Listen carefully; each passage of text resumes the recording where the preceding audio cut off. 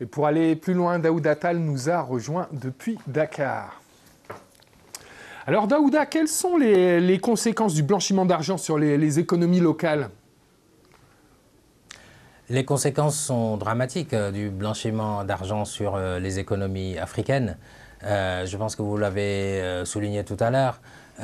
Si vous regardez, le blanchiment d'argent fait perdre à l'Afrique près d'un quart de son PIB, le produit intérieur brut. Et aussi, l'autre conséquence est au niveau fiscal. Vous savez, les États africains n'ont pas beaucoup de moyens. Vous savez, ils ont des budgets. Donc un budget, c'est des recettes et des dépenses publiques. Donc les recettes sont obtenues grâce à la fiscalité, donc de l'argent déclaré, de l'argent qu'on peut appeler propre. Si les activités ne sont pas déclarées, le fisc perd. Et donc si l'État n'a pas pu collecter assez d'impôts pour pouvoir réinvestir dans des secteurs sociaux, dans l'éducation, dans la santé, etc., et dans la vie de tous les jours, les populations vont en souffrir. Et ça ne permet pas d'améliorer les conditions de vie des populations. Donc le blanchiment d'argent a des conséquences directes sur la croissance économique d'une part et d'autre part sur l'amélioration des conditions de vie, c'est-à-dire la capacité des États à soutenir leurs populations les plus défavorisées. D'accord. Alors quelles sont les sources principales d'argent sale ? Mais les sources sont nombreuses et malheureusement, elles sont diverses également.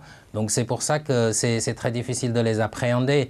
Vous savez, il y a la drogue, il y a le financement du terrorisme. Le secteur informel ne facilite pas également le contrôle et la lutte contre le blanchiment d'argent. Bon, là-dessus, il faut être prudent parce que le secteur informel, certes, c'est de l'activité non déclarée, mais ce n'est pas forcément de l'activité sale, parce que c'est des gens qui essayent de s'en sortir, que ce soit des petits acteurs, des petits commerçants, etc., qui essayent de s'en sortir, mais dont l'activité n'est pas déclarée. Donc ceux-là, il faut les soutenir et essayer de les aider à formaliser leurs activités respectives.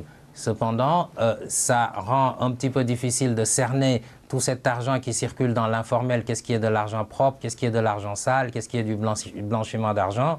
Donc tout ça, c'est des questions qui rendent la tâche complètement compliquée. Mais je crois que le GIABA, qui est un organe intergouvernemental au niveau de la CEDEAO, fait des efforts dans ce sens. Merci